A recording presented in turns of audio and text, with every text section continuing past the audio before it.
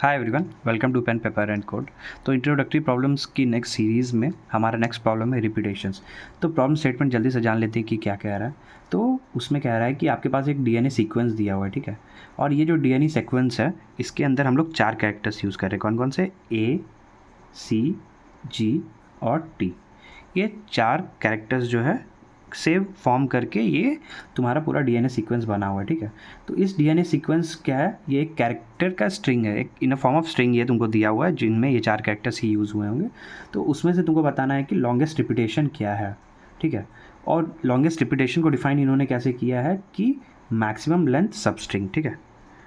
Maximum length का सब string. हम अज्यूम कर रहे हैं कि तुम लोग बिगनर हो और सबस्ट्रिंग का मतलब तुमको नहीं पता है, तो इसको जल्दी से एक बार देख लेते हैं कि सबस्ट्रिंग क्या होता है। मान लो कोई तुमको कभी भी, इस एग्जांपल के लिए नहीं, कोई भी तुम्हारा एक स्ट्रिंग दिया हो रहा था, मान लो ACGT, ठीक है। ये एक पूरा स्ट्रिंग है। सबस्ट्रिंग क्या हुआ कि कंटिन्यूअस कैरेक्टर्स को मिला के तुम जो स्ट्रिंग बनाओगे, ठीक है, जो इसका सबसेट हो एक तरीके से, ठीक है, लेकिन कंटिन्यूअस हो। मतलब कि AC ये एक सबस्ट्रिंग है इसका, CG ये भी है, या फिर ACG ये भी है, या फिर AGT, ठीक है। ये नहीं है, क्यों? कंटिन्यूअस नहीं है ना। ए के बाद जी यूज़ कर ले रहे हैं, बट सी होना चाहिए था। इसको हम लोग सबसेट कह देते हैं, ठीक है। ये बात का चीज़ है, अभी ज़रूरत नहीं है इसका, ठीक है। सिमिलरली ए इकलौता है, ये भी एक हो सकता था, सी भी हो सकता था, जी भी हो सकता था, टी भी हो सकता था। तो ये सब एक सबस्ट्रिंग होते किसके? ACGT के, ठीक है। तो कंडीशन यही है कि जो भी तुम स्ट्रिंग से पिक करो वो कंटिन्यूअस कैरेक्टर्स होने चाहिए, ठीक है। ठीक है, तो हमको बताना है उसमें से मैक्सिमम लेंथ सबस्ट्रिंग कौन सा है। फॉर एग्जांपल मान लो मेरे पास है ATTCGGG और A, ठीक है। तो जो कि रिपीटेटिव हो, राइट, यही प्रॉब्लम में कह रहा है ना, longest repetition in the sequence. तो मान लो कि A का कितने बार रिपीट हुआ है? लगातार एक बार, ठीक है। T था, तो इसका रिपीटेशन कितने बार हुआ? लगातार 2 बार। एक सबस्ट्रिंग है, राइट। C एक सबस्ट्रिंग है लेकिन एक अकेले ही है, तो 1। फिर 3 बार G है, तो इसका लेंथ क्या हो गया? 3। लास्ट में एक A है, तो इसका लेंथ हो गया मेरा 1। तो लॉन्गेस्ट रिपीटेशन वाला मेरा सबस्ट्रिंग कौन सा है? ये G के लिए GGG, जिसका लेंथ है मेरा 3। तो मेरा आंसर भी क्या हो गया? मेरा 3। तो कोड में ये करना है, ठीक है। तो इस कोड में आई होप ये भी बहुत सिंपल स्ट्रेट फॉरवर्ड है, ठीक है। हम लोग क्या कर सकते हैं, एक लूप रन करो सबसे पहले, ठीक है, जो इनके ऊपर आइट्रेट करेगा, ठीक। अब नेक्स्ट क्या करो, तुम देखो कि मेरा लास्ट कैरेक्टर जो था या मेरा जो करंट कैरेक्टर वो लास्ट कैरेक्टर के बराबर है या नहीं, राइट। मान लो कि हम स्टार्ट करते हैं तुम्हारा, मान लो कि यहाँ से स्टार्ट करते हैं, ठीक है, T से, ठीक। और हम करंट जो भी मेरा लेंथ चल रहा है उसको करंट बोल देते हैं।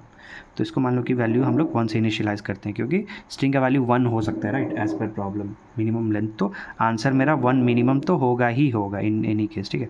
और एक मेरा आंसर मान लो जिसको इनिशियलाइज़ कर रहे हैं 1 से। तो करंट जब भी क्रॉस करेगा आंसर को तो हम लोग इसको अपडेट करेंगे, ठीक है। यहाँ से स्टार्ट करते हैं और देखते हैं कि मेरा लास्ट वैल्यू सेम था कि नहीं, ठीक है। ये मेरा करंट T और लास्ट वैल्यू है A, ठीक है। नहीं है तो जो भी करंट का वैल्यू है वो देख लो कि ग्रेटर दैन आंसर है कि नहीं। अगर है तो अपडेट कर लो। अच्छा, करंट अभी बड़ा नहीं है आंसर से, तो अपडेट नहीं करेंगे, ठीक है। फिर देखो और फिर क्या करो, अगर बराबर नहीं है तो इसको इनिशियलाइज़ कर लो 1 से, ठीक है, एज़ यूजुअल 1 से।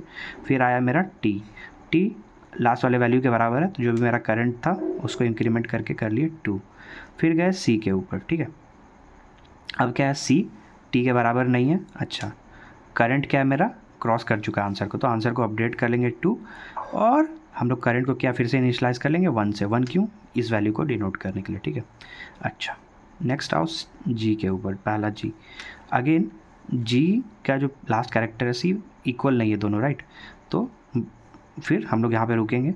अच्छा, करंट क्रॉस नहीं कर रहा आंसर को, नहीं, तो इसको फिर एज इट इज़ रहने देंगे और करंट को फिर से हम लोग इनिशियलाइज़ क्या कर लेंगे 1 से, ठीक है।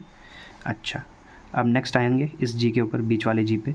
अच्छा, इसका लास्ट कैरेक्टर बराबर है, ठीक है, मतलब करंट को हम लोग इंक्रीमेंट कर लिए 2 से। बहुत अच्छे, ठीक है। अब फिर क्या किए, नेक्स्ट वैल्यू पे गए। अच्छा, फिर इस पे जाके देख रहे हैं कि लास्ट वैल्यू के बराबर है, ओके। तो हम फिर से इसको क्या किए, इंक्रीमेंट। अब फिर हम लोग आए A के ऊपर, ठीक है। अब A के ऊपर आए तो देख रहे हैं कि A और G बराबर नहीं है, ठीक, तो हम लोग यहीं पे रुक जाएंगे। बट करंट क्या है, आंसर को क्रॉस कर चुका है, तो आंसर को हम लोग अपडेट करके 3 कर लेंगे और करंट की वैल्यू कर लेंगे 1, राइट। अच्छा, अब इसके बाद जाएंगे तो एरे क्या है, नल, ठीक है, मतलब ये स्ट्रिंग एरे जो था ख़त्म हो गया, अब मेरे पास कोई वैल्यू नहीं बचा है। आंसर 1 है, आई मीन जो करंट वैल्यू रनिंग वैल्यू था 1। एक बार सेफ साइड के लिए इसको दोबारा कंपेयर कर लो, आंसर से अच्छा एक्सीड नहीं कर रहा है, तो ओवरऑल मेरा आंसर हो गया 3। ठीक है, यहाँ पे ध्यान देना, अगर तुम कंपेयर कर रहे हो लास्ट में, ठीक है, तो अगर कोई भी रनिंग वैल्यू रह गया, मान लो ए, ठीक है, कर का वैल्यू इनिशियली क्या होगा 1, तो 1 था, फिर यहाँ पे 2 हुआ, 3 हुआ, 4 हुआ, ठीक है, तो कर की वैल्यू अपडेट हुई पर आंसर नहीं हुआ, तो हमेशा मेक श्योर करो कि ये जो लूप तुम एंड करो तो एक लास्ट में कंपैरिजन ज़रूर करो कर और आंसर के बीच में, ठीक है, अदरवाइज़ ये आंसर कभी अपडेट ही नहीं होता इस केस के हिसाब से, ठीक है। तो तुमको इसको कोड में प्रॉपरली हैंडल करना है, ठीक है, ये केस हो गया। बाकी प्रॉब्लम स्टेटमेंट में और कुछ भी नहीं है, एक नॉर्मल सा लूप रन कर रहे हैं, ठीक है। तो ट्राई करो एक बार प्रॉब्लम सॉल्व करने का, अगर नहीं हो रहा है तो नेक्स्ट सेक्शन पे मूव करो जहाँ पे हम लोग कोड करके इसको पूरे अच्छे से समझेंगे, ठीक है। 3, 2, 1 चलो।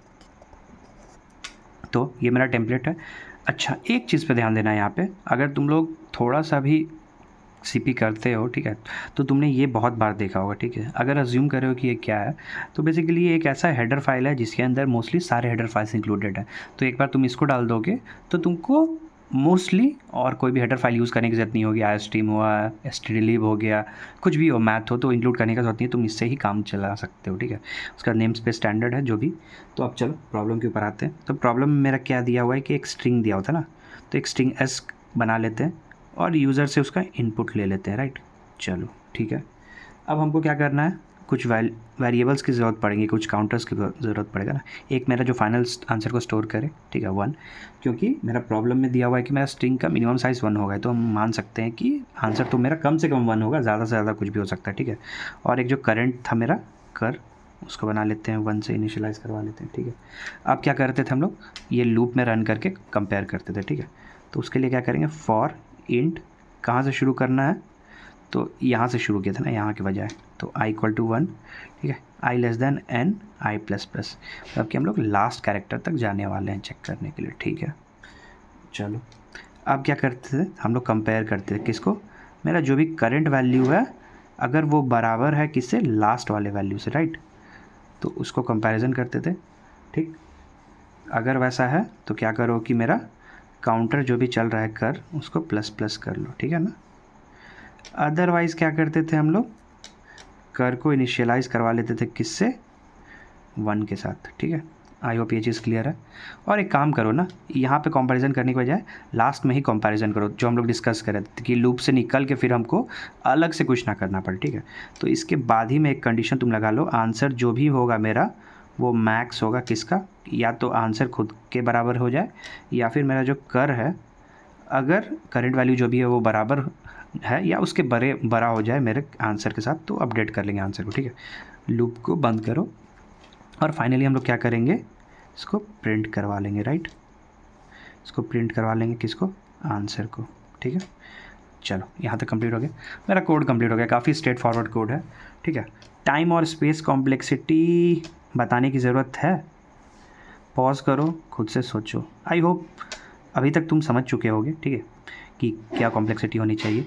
लूप कितने बार रन कर रहे हैं हम लोग, तो एक बार रन कर रहे हैं, और कैसा लूप है, एकदम लीनियर स्ट्रेट फॉरवर्ड लूप है, 1 से लेके n तक काम करेगा। n का वैल्यू जितना भी बड़ा हो, n क्या है मेरा, अच्छा एक चीज़ यहाँ पे एक मिस हुआ है, n को हमने डिफाइन नहीं किया ना कि n क्या है, तो n क्या है मेरा, s.length, मतलब जो भी मेरा स्ट्रिंग का साइज़ है, ठीक है, उसके बराबर होना चाहिए n, ठीक है, या s.length भी यूज़ कर सकते थे।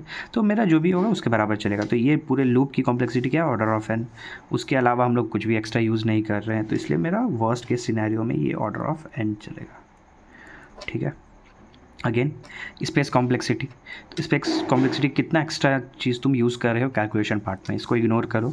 अपार्ट फ्रॉम दिस हम लोग यहाँ पे यूज़ कर रहे हैं, ये कांस्टेंट स्पेस ले रहा है, ये कांस्टेंट स्पेस ले रहा है, तो ऑर्डर ऑफ 1 है, ये भी ऑर्डर ऑफ 1 है, ठीक है। जो ऑर्डर ऑफ तुम्हारा 1 निकल के आ जाता है, उसके अलावा और तो कुछ यूज़ नहीं कर रहे हैं, इसलिए मेरा स्पेस कॉम्प्लेक्सिटी भी तुम्हारा क्या है, order of 1। I hope clear होगी।